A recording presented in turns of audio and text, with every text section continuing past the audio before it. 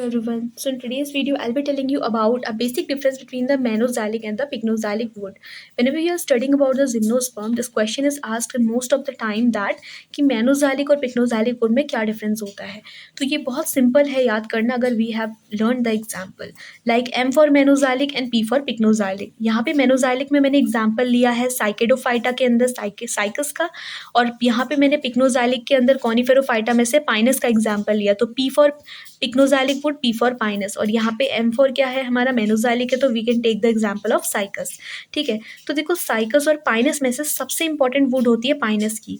अब हम बोल रहे हैं पाइनस की वुड इंपॉर्टेंट है तो किस तरीके से ट्रिक से हम याद कर सकते हैं कि जो पाइनस की वुड है वो बहुत ज़्यादा यूजफुल होगी, लेकिन देयर वुड यानी कि जो मेनोज़ैलिक वुड होती है it is not very useful. ठीक है, अब पाइनस की वुड बहुत इंपॉर्टेंट है, इसका मतलब वो कॉम्पैक्ट होगी और ये कैसी होगी मेनोज़ैलिक वुड, वो एकदम पोरस होगी.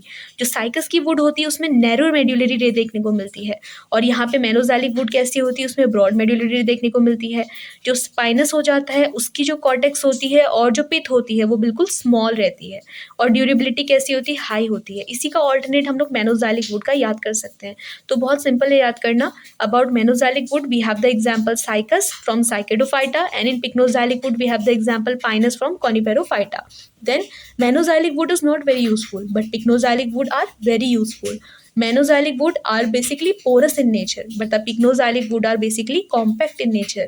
जो Menoxalic wood होती है उसमें broad medullary ray देखने को मिलती है, लेकिन जो Pycnoxalic wood होती है वहाँ पे जो medullary ray होती है वो कैसी होती है, नैरो होती है.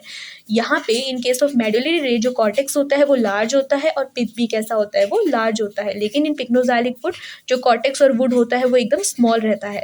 जो मेनोज़ैलिक वुड होती है उसकी ड्यूरेबिलिटी बहुत लेस होती है, लेस ड्यूरेबल देखने को मिलता है और जो पिक्नोज़ैलिक वुड होता है it is highly durable in nature. ठीक है, सो ये बेसिक डिफरेंस है between manoxylic and pycnoxylic and it is asked most of the time in the exam. So you can easily write about this if it's come in the exam. About 7 to 8 points are almost explained there. So thank you.